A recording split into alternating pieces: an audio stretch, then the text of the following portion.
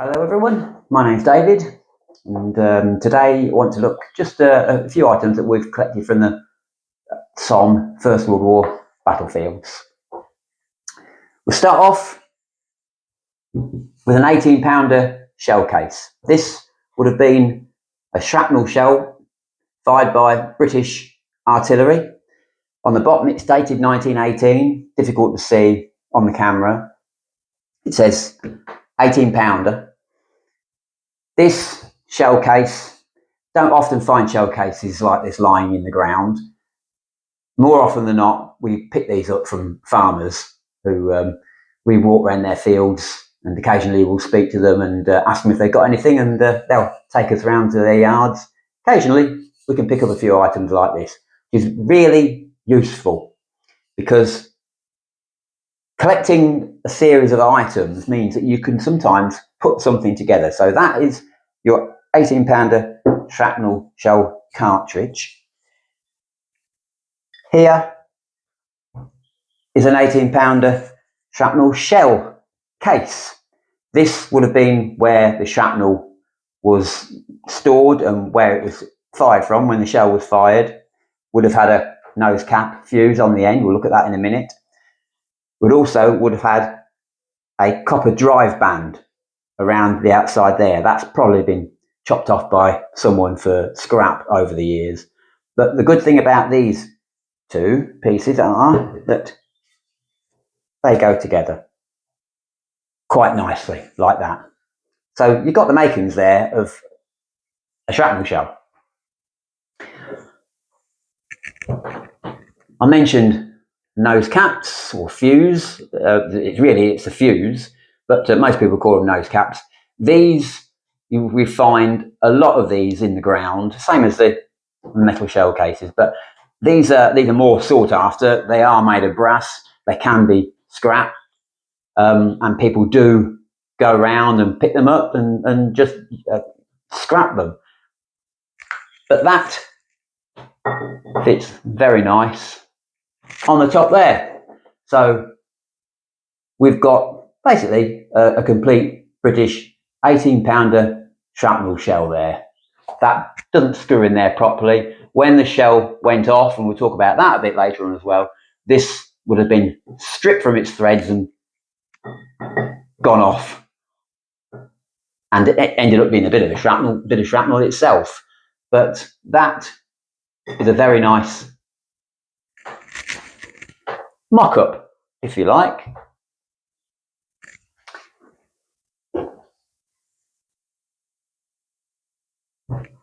There's another one. Same sort of thing. We found these in different parts of the Somme. This has its copper drive band on. It was fired. You can see the grooves in the drive band where it went through the rifling in the gun barrel. This just comes off again. Fits on there a bit better because the actual shell case itself is a bit rusted around the top, and it fits on there quite nicely. So you can see you can get some quite decent items for display.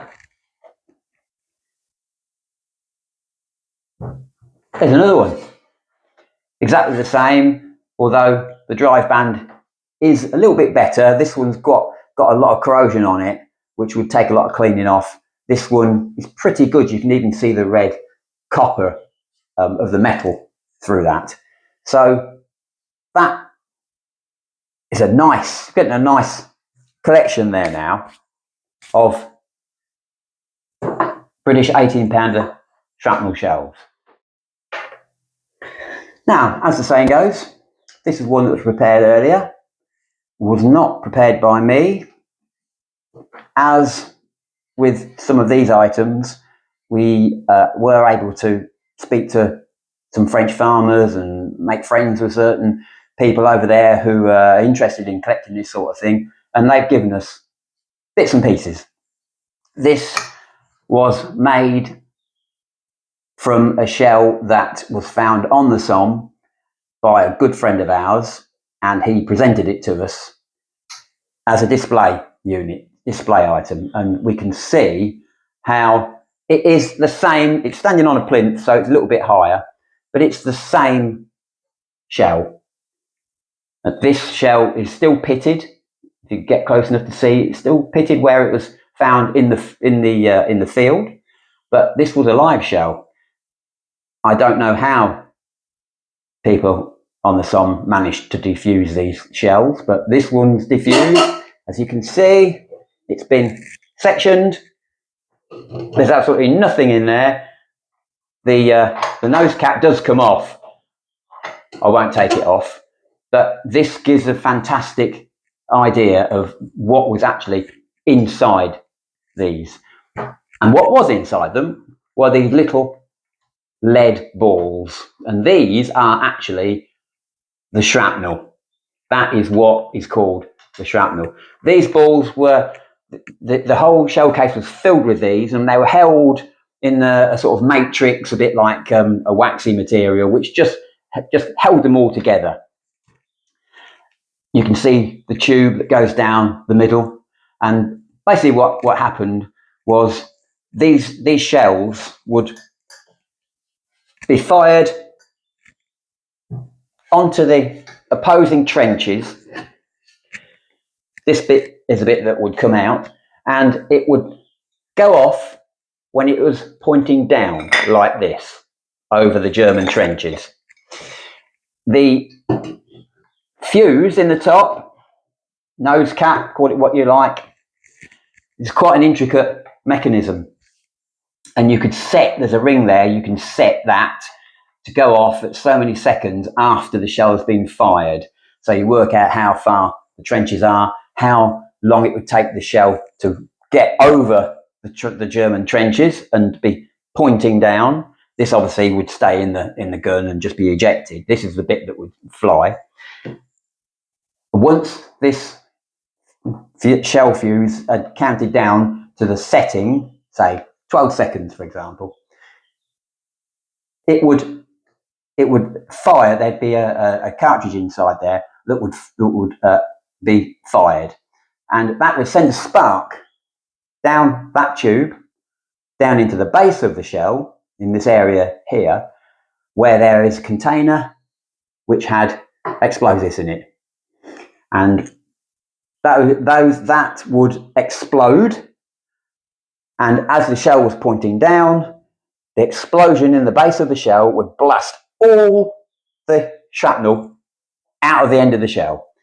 As I say, the nose cap, the threads would just be stripped on that. That would just fly off. And for the purpose of the demonstration here, we've only got the shrapnel here is only half full. The whole thing would be full of shrapnel. So that explosion in the base of it would fire all the shrapnel out after blasting off the nose cap, and all that shrapnel would rain down on the heads of the German soldiers. Right, now let's have a look at this fuse a little more, see if I can try and explain to you more specifically how it worked. I'll take that off there. This is an item that we found on the battlefield. This is just a piece of exploded shrapnel shell, and if we put it up here, it's the base of just a couple of rings from the base of the fuse there, and you could see that is part of the flash tube, if you like. It's actually these two rings should be a bit further up, but that's all happened in the explosion. But that would sit on there like that. This would be a lot further down. And then the fuses were made up of various rings like this. And if that was a bit further down, that would just finish it off on the top. They're very intricate pieces of technology, really, for their day. These rings, there's a ring here, it has a groove cut in it, and that groove would be filled with some sort of gunpowder, and depending on how you turned them, rotated them, and they've got little graduations on them, what you did, you lengthened or shortened the length of that groove before it came to a little hole in the next ring.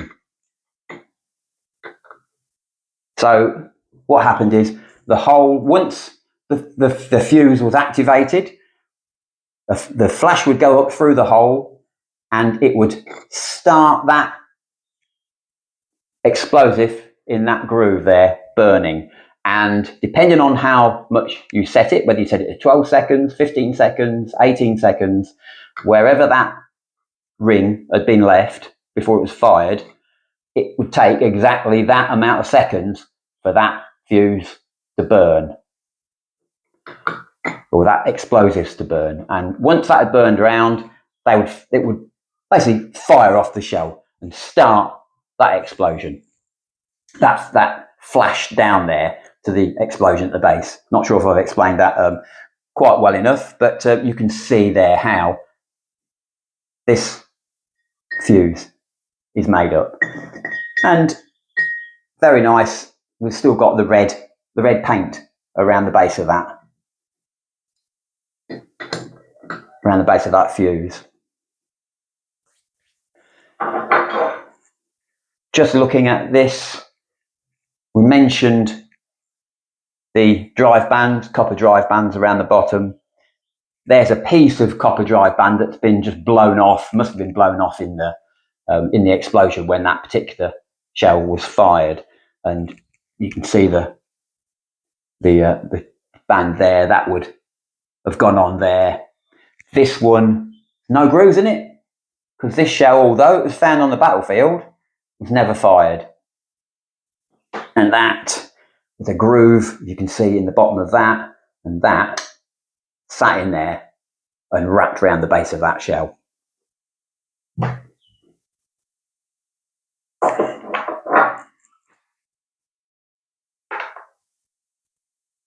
Other things related to these 18-pounder shrapnel shells that you can find on the battlefield quite often are these items. These are called shell stars,